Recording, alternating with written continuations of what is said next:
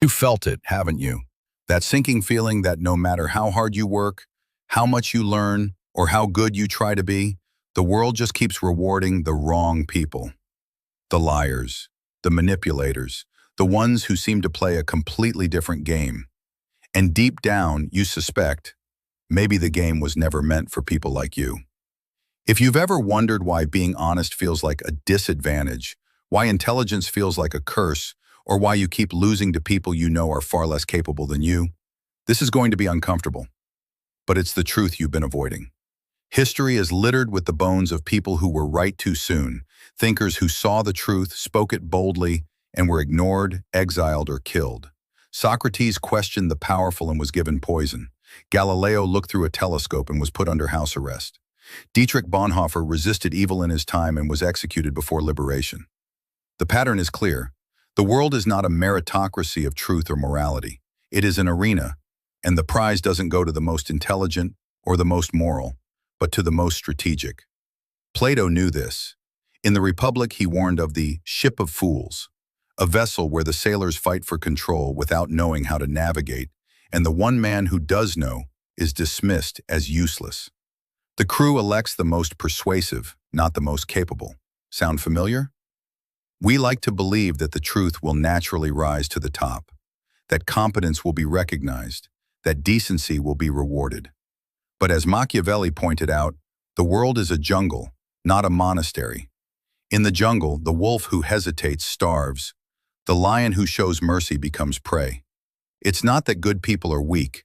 It's that they play by rules the game does not respect. You tell the truth, while others sell the story people want to hear.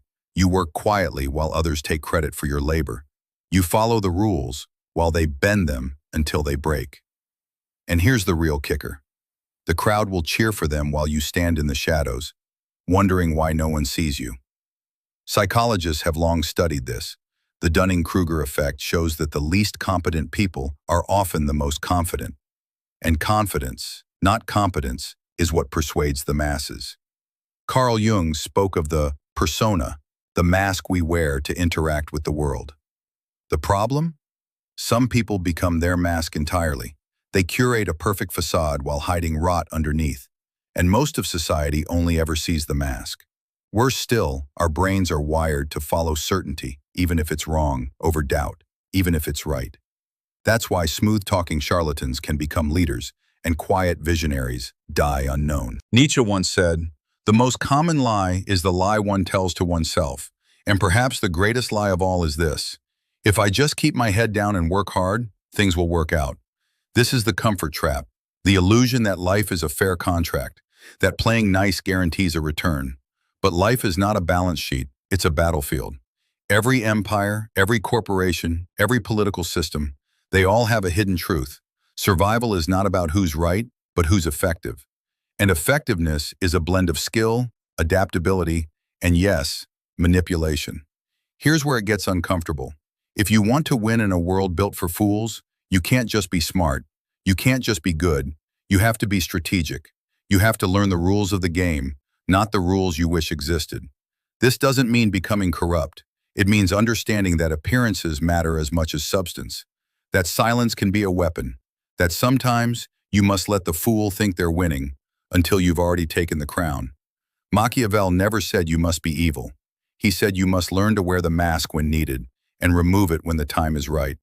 Ask yourself, are you playing to feel morally superior, or are you playing to achieve results? Because the two are not always the same. Plato's philosopher kings didn't just know the truth, they knew how to rule.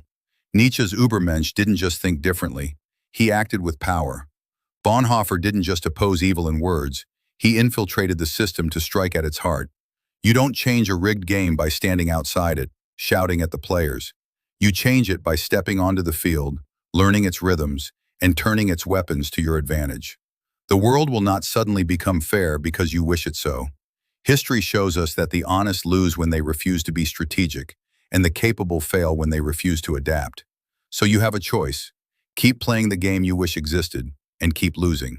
Or learn the real rules, play with wisdom, and win without becoming what you hate. The question is, do you want to be remembered as the one who was right, or the one who prevailed? Because in the end, The world does not build statues for those who simply told the truth. It builds them for those who knew how to win and change the game. And maybe, just maybe, that could be you.